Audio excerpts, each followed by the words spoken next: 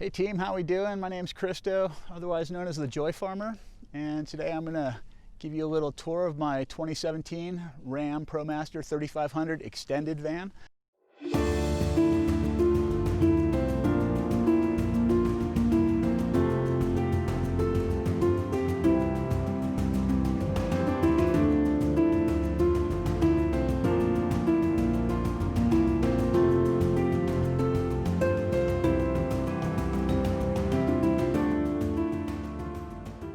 Let's take a peek.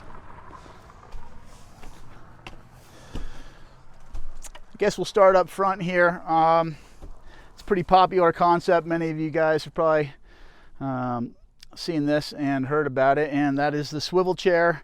It's pretty important to have a swivel chair. You know, when the chairs don't turn around, it's sort of dead space. So to be able to utilize this as an extra spot just to chill out in the evenings. Usually I sit there in the evenings and kick my feet across the driver's side. The driver's side doesn't spin around, but the passenger side does, so it's pretty good. Loopers usually has his little setup down here, so we keep him up front here, or he sleeps wherever actually he wants. So he gets his little co-pilot seat when we drive. Moving on over here. Loop, come here. Let's get out of here. Come here. Loop, come on. Up here. Let's do this. There you go, good boy. All right, so over here is the kitchen area.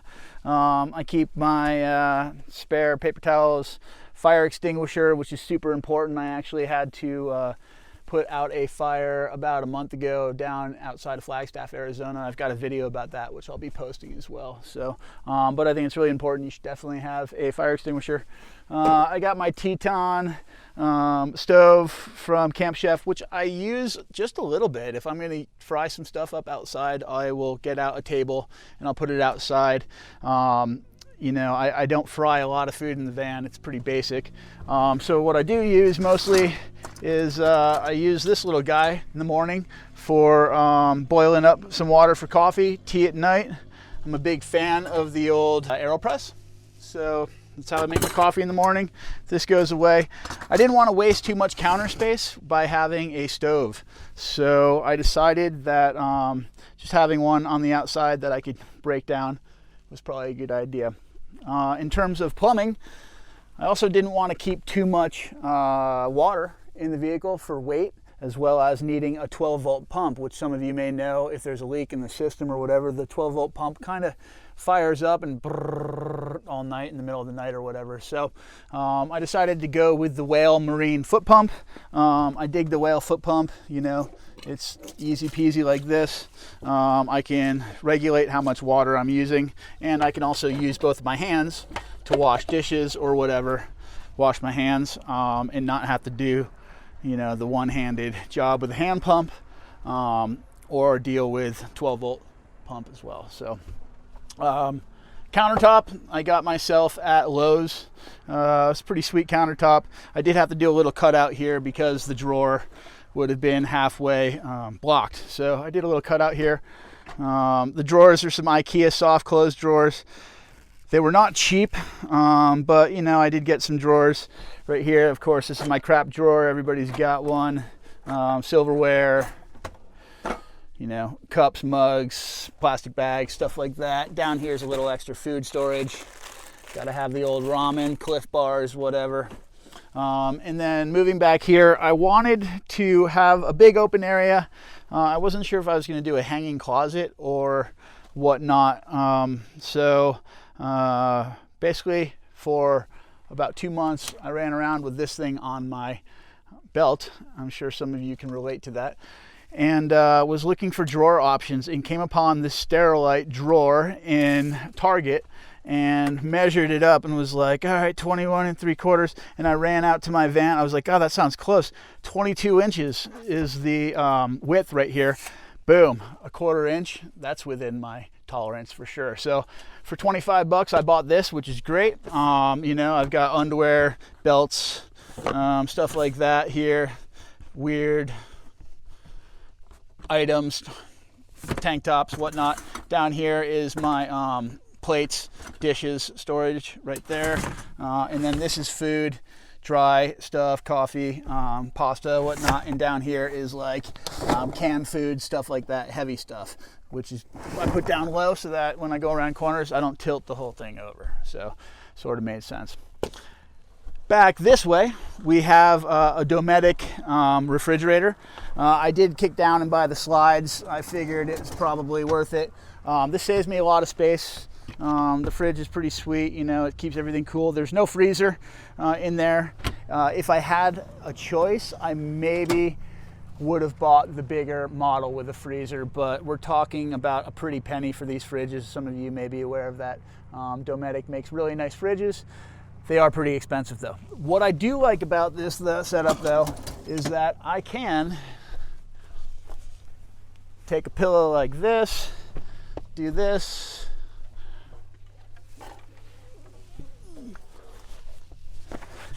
take this cushion right here, put it right like that,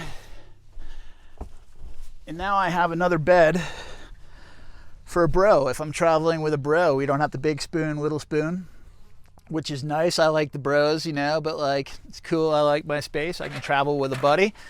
They have a place to crash right here like this, and I can stay up in my bed. So it's nice to have extra sleeping option because the Dometic on a slider really helps out. These cushions I had made in Mexico. You know, it's something that costs quite a bit of money if you get them custom made in the United States. Down in Mexico and Baja, I was down in Baja 2 winters ago, December through February of 2019, and $70. Guy made some custom cushions for me, so I was pretty psyched on that. This area right here is the electric stuff down yonder, and of course ramen and pasta storage area. What I have there is 2 6-volt AGM batteries. They're linked together, gives me a 12-volt system, and I have a 190 amp hour battery system. I have an isolator right there, so when I'm driving the vehicle, I can charge the batteries as well, and I have 200 watt solar setup up top. So that is my power setup. It's a pretty good setup. Also extra storage down here, so which is great because during the pandemic I needed to get all the ramen I could. Sits there nicely. This comes down like that. Boom. One thing I wish I had, which I haven't done yet, is a fold-up table. I would like to have a fold-up table right here, folded on up. I can sit here at my table, and I can have somebody over for dinner, and you know, we can talk, and I can look them in the eye as we're having dinner. So maybe that could be you. Okay, right here, underneath, we have the garage. Okay, I am an outdoor enthusiast. My profession is I'm a tandem paraglider pilot and a river guide, so I have a lot of outdoor gear. I've got 4 paragliders underneath here, and 2 of them are tandem, so for 2 people. 2 of them are solo wings, and so those all fit over on this side. I've got a mountain bike because I like to do some mountain biking, extra 7-gallon water storage, cameras and stuff like that. And then I've got a couple of Tupperwares for odds and ends. We'll look in the back and see what that looks like. But whitewater gear, there's a lot of outdoor gear. There's a lot of fun under here in the garage. So that's my storage. You know, I'm also 5'9" on a good day. I'm a Tinder 5'9", so I don't need that much room. So when I'm sleeping, I sleep this way. And the bed is a little bit bigger than a full, not as big as a queen. So it's kind of a custom memory foam setup that I've got here. I've got 2 or 3 memory foam sitting here. It's very comfortable. You can see Loop digs it, so he gets to hang out here as well. But I sleep this way mostly, and it works out pretty good. I do like the fact that I can access the stuff in the garage without having to leave the van. Under here we have an IKEA drawer that we scored on the side of the road. This is socks and stuff like that. And underneath here is electronics, paragliding instruments, hard drives, stuff like that. So this thing secures with just this little piece of paragliding cord and handy dandy Goal Zero carabiner, which they hand out as swag. So if you're ever in Salt Lake City, ask them about the swag carabiners. Also, I do have a Goal Zero Yeti 400, which I use as auxiliary power. I do have a 1500 watt inverter, and the 1500 watt inverter is mounted on the inside here. You can see there's an extension cord right here. I do need to have access to 110 because you know, doing video and charging cameras and electronics for paragliding is very important. So this right here is kind of the lifeblood of keeping me juiced up. So it's a good thing to have. Up top here, I give my buddy Blaine a little shout out. Blaine Harmon and I built this shelf this spring out in California. It's pretty nice. It's super solid. It holds really well. You know, this is t-shirts and pants and shorts. I'll probably get around to putting a door on the front of it, or at least doing a little bit of line rigging to keep my clothes from falling out. Generally, it's pretty good, but if I am doing some four-wheeling or some off-roading, because I've taken this van in some places that are pretty surprising, occasionally we have stuff that falls on out. Prayer wheel, gotta have the prayer wheel. Very important thing to have in life. You know, give that a spin every morning, and I'm covered. So my prayer wheel hooks me up. Back over this way. Obviously you can see that this is mostly condiments in dry food storage. Chips right there. We got a bunch of these Trader Joe's doll packets in the back for when the crap really hits the fan back there. We've got all sorts of stuff. I can just cut those open and eat out of there without having to worry about heating it up. Toiletries, tea, dry items, stuff like that lives here. And I've got some books, paper towels, tortilla storage, whatever, random odds and ends. So that's what this area is all about. I did do tongue and groove sealing. The ceiling panels, when I got them, they looked like this. They looked all pretty and stuff, and I thought, man, you can get sheets that look like this. It doesn't need to be tongue and groove, but if you flip it over, it was like, ooh, it's like raw naked wood. And you know, raw naked could be a good thing, so, or it could be a bad thing. So we went with the raw naked tongue and groove up top, and the ceiling I think came out pretty good. The van is insulated with Thinsulate. I like the idea of Thinsulate because you know, it's a little bit better with a vapor barrier. It's not going to mold. So Thinsulate is what I went with. Also, being in the outdoor industry for as long as I have, I know Thinsulate is really good stuff. It keeps you warm. So we have these little can lights in the ceiling. Those are really nice. I dig those. So and that works off of the power station back here. So we have the Renogy Rover charge controller right here. Renogy battery monitor, which my buddy Ty helped me install. I was having a hard time figuring out exactly how much juice I was using. I used this, not this, to let me know exactly how much juice I have. So it's important, I think, to get yourself a battery monitor to let you know what's up. Right here, it's a Propex thermostat controller. Turn it on like that. Turn it up, it's really hot in here, so boom, the Propex comes out from right here. But it works good. It turns on and off on its own at night. See, the heat just turned on. I can reach everything from my bed, so I just lean on out, reach on over here, turn this thing off, boom, I'm good to go. So I kind of like having my electric stuff all in one spot, instead of having to kind of look here and look there. I've seen some other builds where people have stuff kind of everywhere. I'm sleeping comfy. If I really want to get crazy with it, I just get diagonal like this. Life is good. I'm super cozy. One item everybody in van life talks about and has to have is a fan. Right here we have a Max Air, and I didn't get all crazy with the Max Air. I didn't do the remote control or anything crazy like that because, as you can see, it's very easily foot operated. Reach on up, give it a little click with the toes, and that sucker starts sucking in air quite a bit. It does not blow air down. If I had the option, if I had 2 fans, I might get the option of one to blow in and one to suck out and get some air moving through there.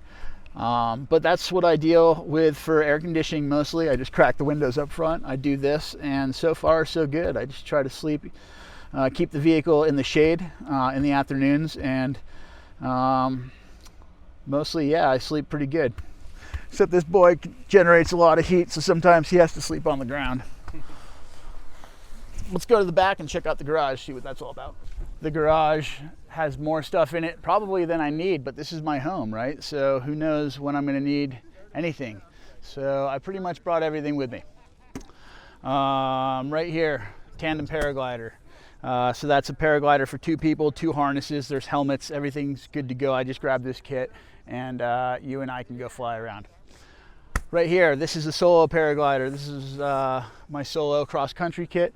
I just grab this bag right here, and I go to my launch site, whip this thing out, and I've got everything I need to fly around and experience the joys of free flight and get my bliss on. That's what paragliding is all about. If you guys want to know a little bit more about that, check out the channel. There's definitely going to be some paragliding videos. Extra water. Okay, 5 gallons right here. There's also 7 gallons up underneath in the front. I've got a mountain bike. Can't go without my Clear American. It's the cheap man's La Croix, right? Because I don't drink alcohol, but I do like to drink liquids, and these are my preferred liquids of choice to drink. Also, my dog likes to eat, so we put dog food right here. You've got some dog food. We have a mat for outside. This is propane for the Propex heater. A little bit of tools. We've got some coolant, extra water. Of course, everybody knows that you need to have a big long extension cord if you're living in a van, because occasionally one of your friends hooks you up and says, dude, you can stay in my driveway and you can plug in. That's excellent for sure. I also have a nice little heater that uses 110. So if I'm in somebody's driveway and it's winter time, instead of using the propane, I'll just plug in and use that. So that's pretty sweet. I did do some line across the top, so I've got stuff up under here. That's my bike pump. I've got a couple posters and a poster tube, right? I keep a tent right here. I've got a chair and a chair. This is a roller table made by a company called Northwest River Supplies, or NRS. NRS makes great river gear, and river gear translates nicely to van life because it's compact and it can be stored very easily in the back. Can't go without a skateboard, and I have a Cabela's fold-out table right there, which is really fast and easy. In here, I've got more paragliding gear, more whitewater gear, and stuff like that. So it's real important, I think, to have a big storage area in the back of your van so that you can keep all your toys with you and have a lot of fun wherever you're going, because after all, that's really what it's all about. What I don't have on the van is a ladder, and what I do have on the van is a topper box up there, and I kind of feel like ladders make the access to the roof really easy.